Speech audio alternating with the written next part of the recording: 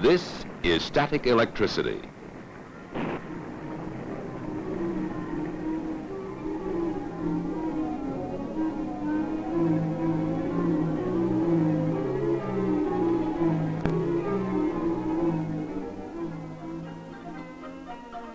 And this is static electricity. Here's another example of static electricity.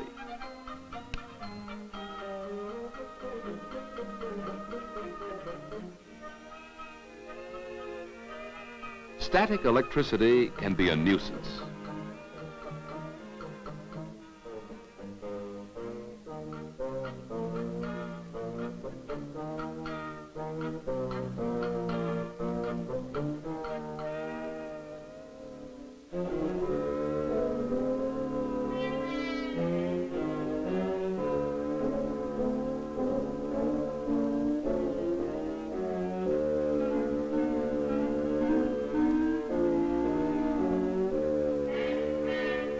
Static sparks can cause fires in homes as well as in industry.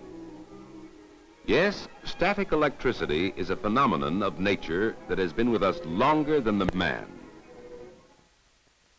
Since ancient times, scientists have studied static and conducted experiments to find out its characteristics and its hazards.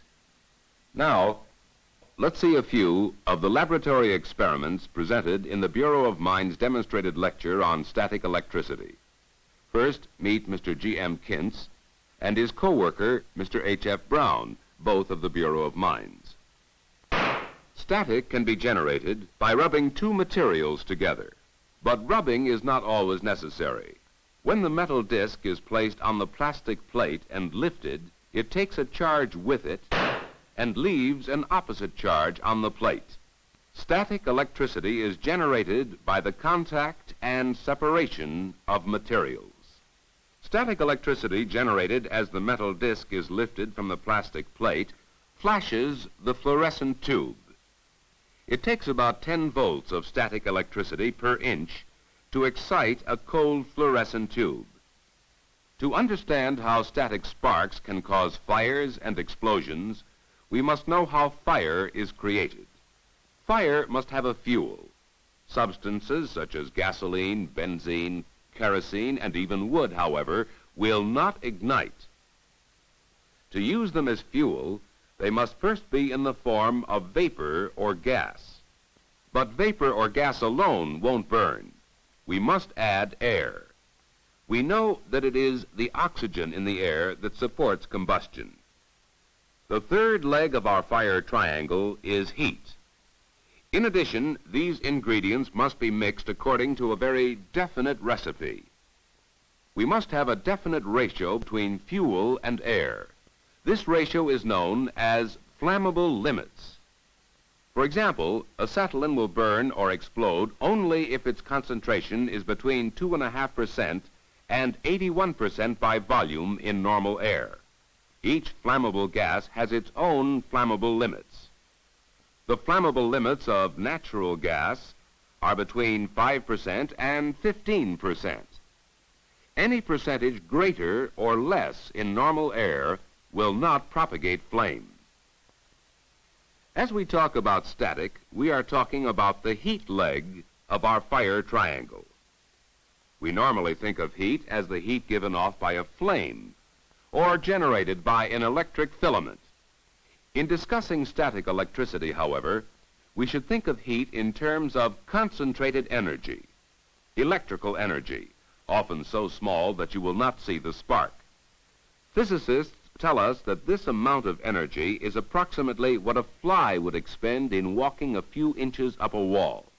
This tiny amount of energy expended in the form of an electrostatic spark will ignite flammable mixtures, such as the one in the explosion tubes you have already seen. This tube is first flushed with air or oxygen, and then a small amount of flammable fluid is added. Now let's look at another Bureau of Mines experiment. It demonstrates how static can be generated in one area and then induced on insulated objects in another area, where a spark can cause disaster. This Van de Graaff machine consists of a belt running over two plastic pulleys. The contact with and separation of the belt from the pulleys generates static electricity on the takeoff side. The metal ball accumulates the charge. To illustrate induced charges, Mr. Brown moves the explosion tube toward the machine generating static. Charges induced onto the ball terminals of the explosion tube caused the ignition.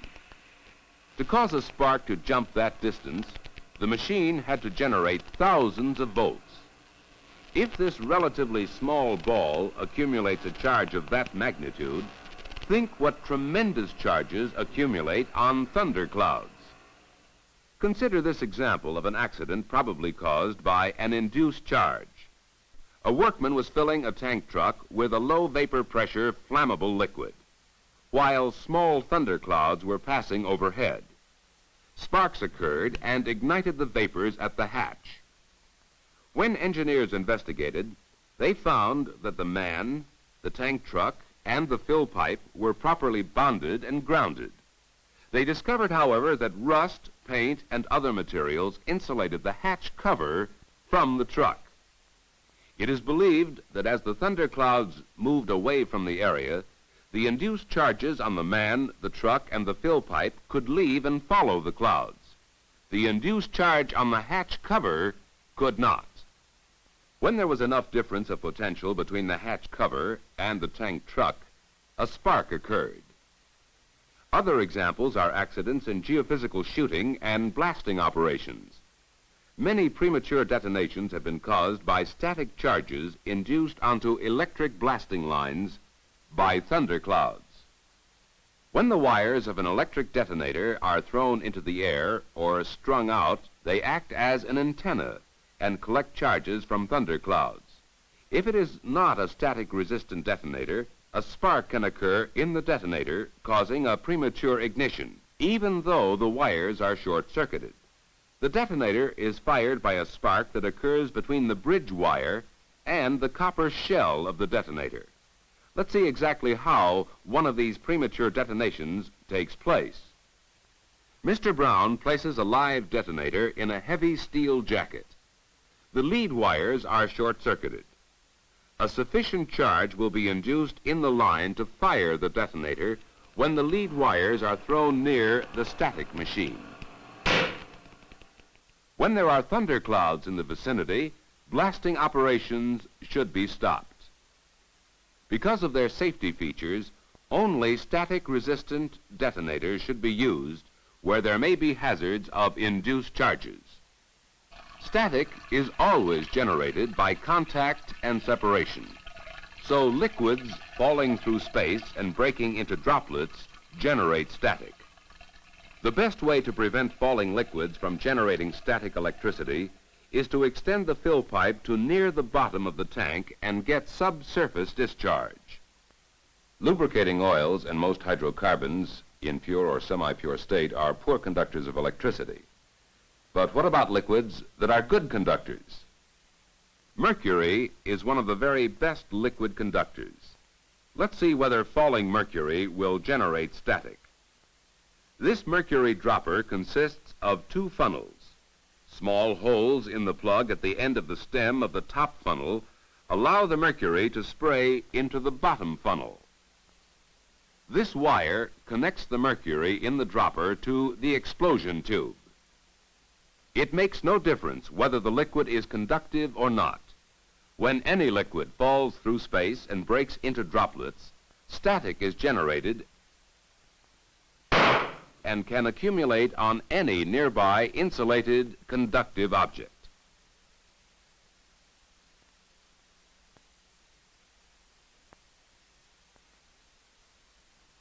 To prevent this hazardous accumulation, bonding is the answer.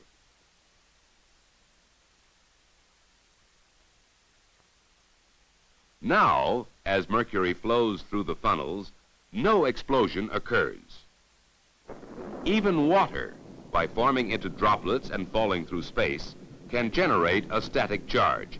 In fact, the greatest manifestation of static in nature, lightning, is generated in this way. This Kelvin water dropper consists of 4 empty cans with the tops and bottoms removed. There is a screen in each bottom can to collect the static. When water flows out of these nozzles and falls in droplets through the cans,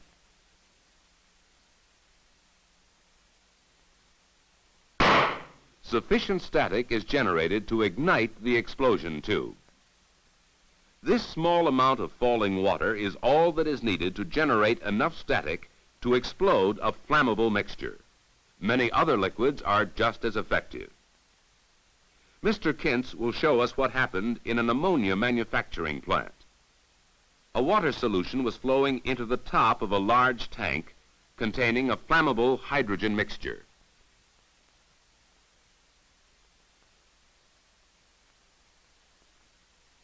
An explosion occurred inside the tank. It is believed that the water solution flowing into the top of the tank created the static that caused the ignition. Many people are under the false impression that humidity stops the generation of static. Just remember that our strongest manifestation of static occurs during thunderstorms, when we often have our highest relative humidity. High humidity does not stop the generation of static, but it can prevent the accumulation of static. Mother Nature does with humidity what should be done mechanically in industry.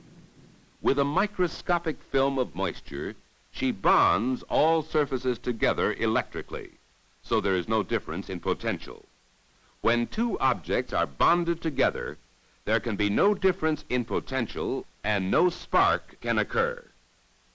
Before you pour flammable liquids or permit them to flow from one container to another, be sure that the containers are electrically bonded, unless it's a closed system. A workman in a refinery was doing exactly what Mr. Brown is now doing, except the 5-gallon can and the metal funnel were not bonded together. Static generated by the falling liquid ignited the vapor. Because it is not possible to bond glass containers electrically, the liquid should flow in a smooth stream.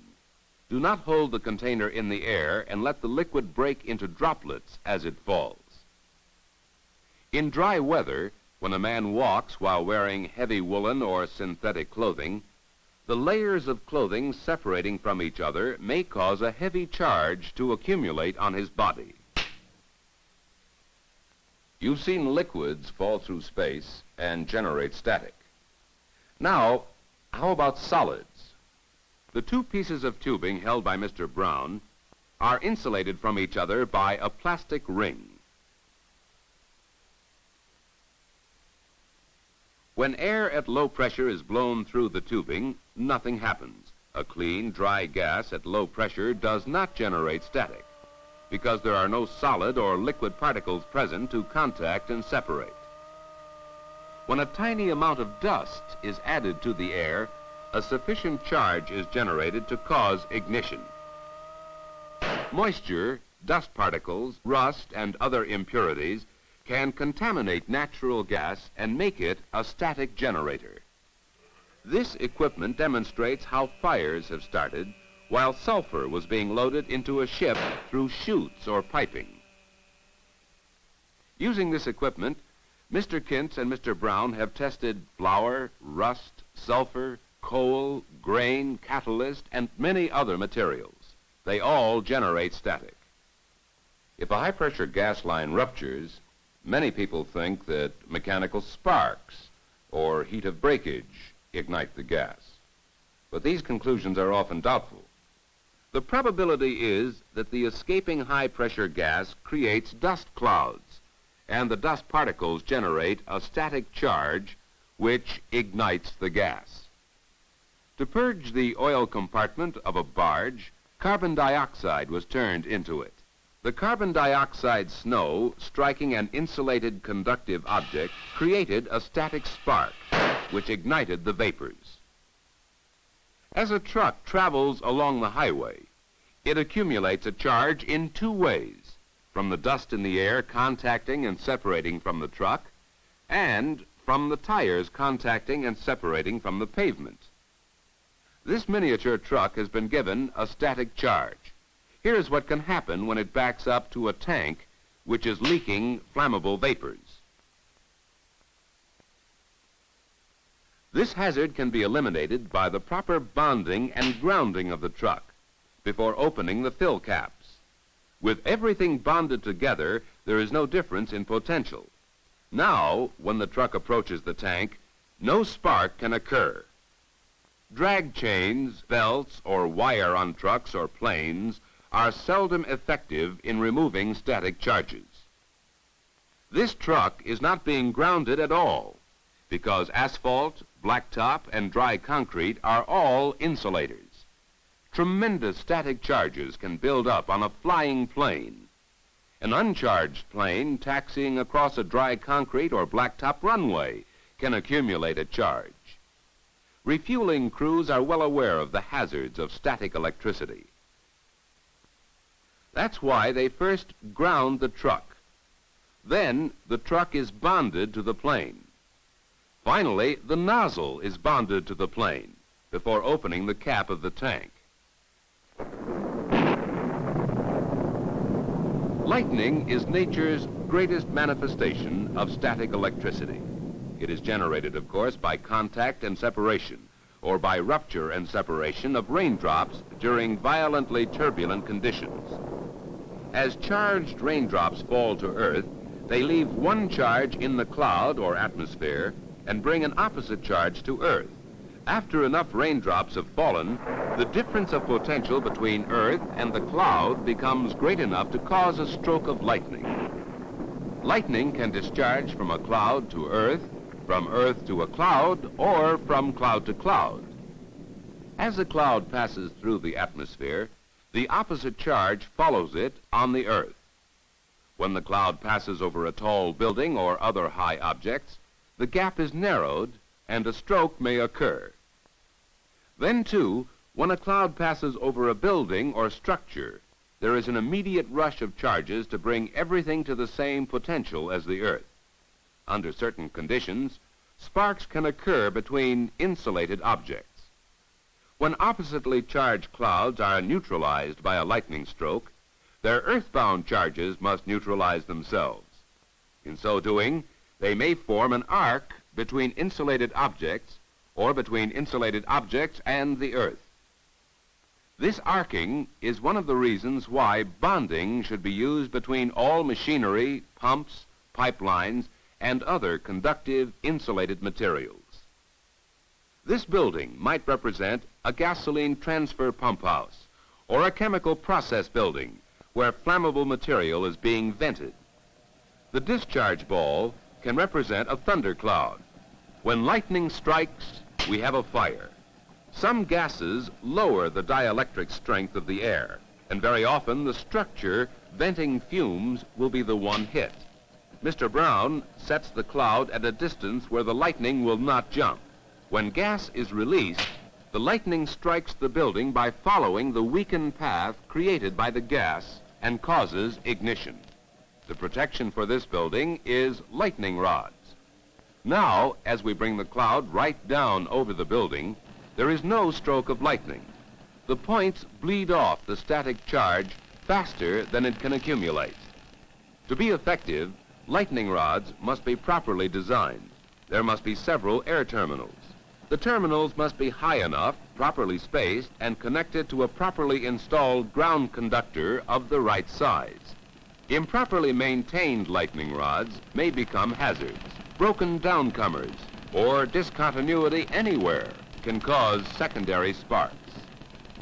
Remember, when a stroke of lightning occurs, millions of volts and thousands of amperes are released in milliseconds.